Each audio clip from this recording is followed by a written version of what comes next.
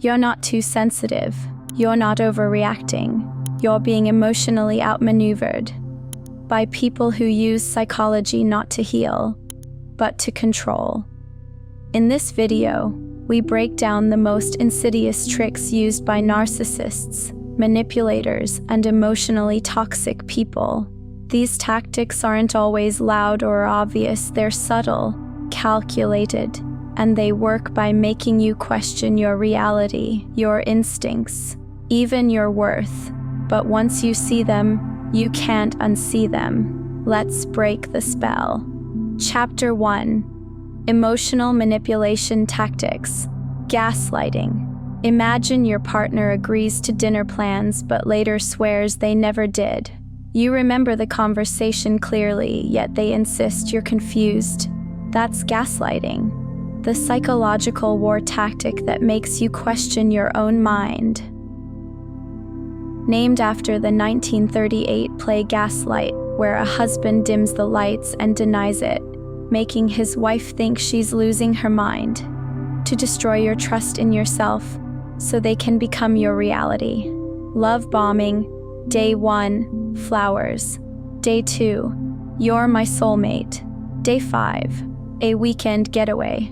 It feels magical until they suddenly turn cold.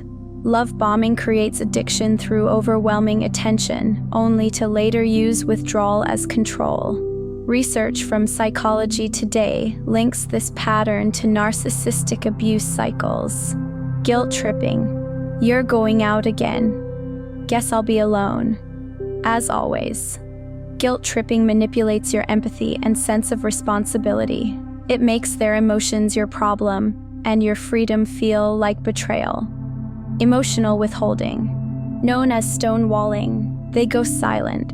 No affection, no explanation. You're left scrambling to make things right, even when you did nothing wrong. This is control through deprivation. You start chasing crumbs of validation.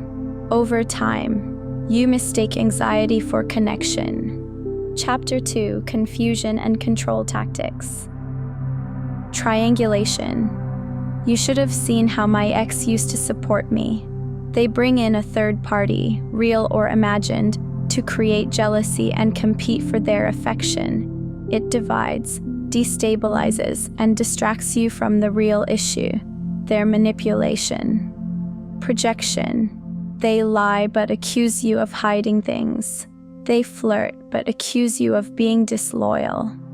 Projection is emotional dodgeball. They hurl their guilt at you so they don't have to carry it themselves. Silent treatment. They ghost you mid-conflict. Silence becomes punishment, a nonverbal threat that says, "Speak up again and I'll vanish." It triggers panic, insecurity, and desperate appeasement. Chapter 3: Power and Devaluation Tactics.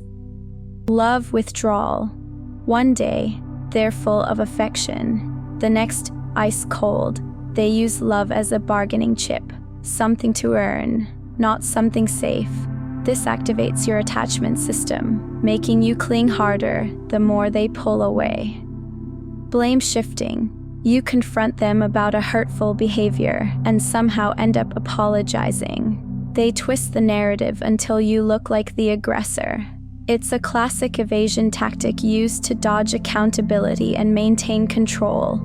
Mirroring. In the beginning, they like what you like, want what you want. It's not genuine connection. It's psychological camouflage. Mirroring builds fast trust so they can bypass your boundaries. Playing the victim. Every time you hold them accountable, they collapse into self-pity. I can't do anything right. This shifts focus from their behavior to your cruelty. It's manipulation dressed as vulnerability. Final truth. You don't win by outplaying a manipulator. You win by unplugging from their game entirely. Healing begins the moment you stop explaining yourself to people committed to misunderstanding you. Recognizing these tactics isn't being paranoid, it's being awake.